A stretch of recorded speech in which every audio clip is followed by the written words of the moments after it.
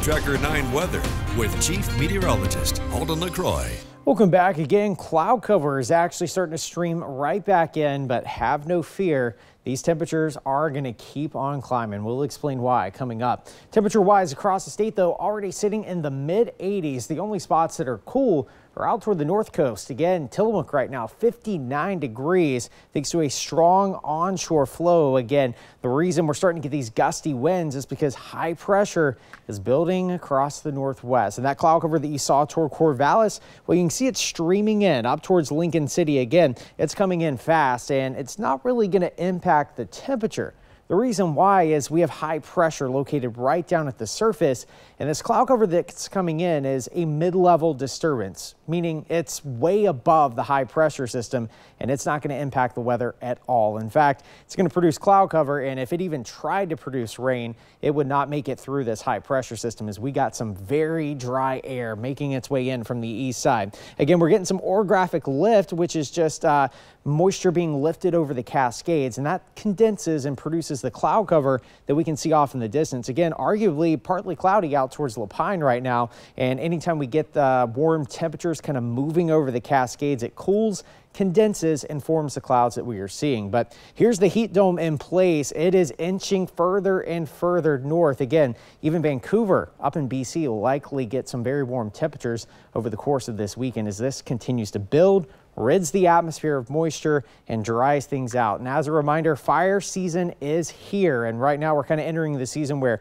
the grasses and the brushes tend to dry out first, and we saw that over the course of this past weekend. So avoid mowing in the afternoon. Try to do so in the morning to avoid that peak deficit of humidity in the afternoon, and also don't park on any grasses or dry grass, and check those tow chains over the next couple of days because temperatures just keep on climbing, as well as this pollen count. Again, if you remember yesterday, we were in the 46 range, up to 384 now, and this number is just going to keep on going up at least through the weekend. Once we head toward July, historically, we'll start to see that number decline as grass tends to enter a dormancy period for the summer.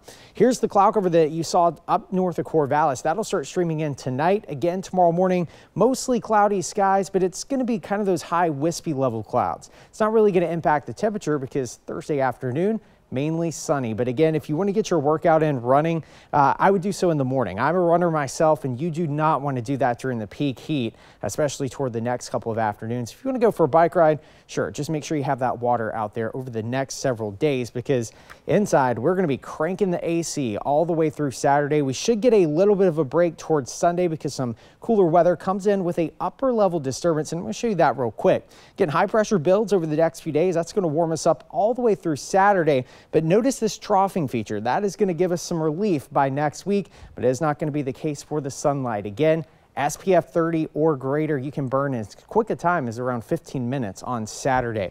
Weak disturbance passes on Saturday and into Sunday. That will lead to the slight chance of a few showers for the coast. Temperatures in the 60s for the Roseburg area. 89 degrees Thursday afternoon. We are back into the 90s on Friday and Saturday.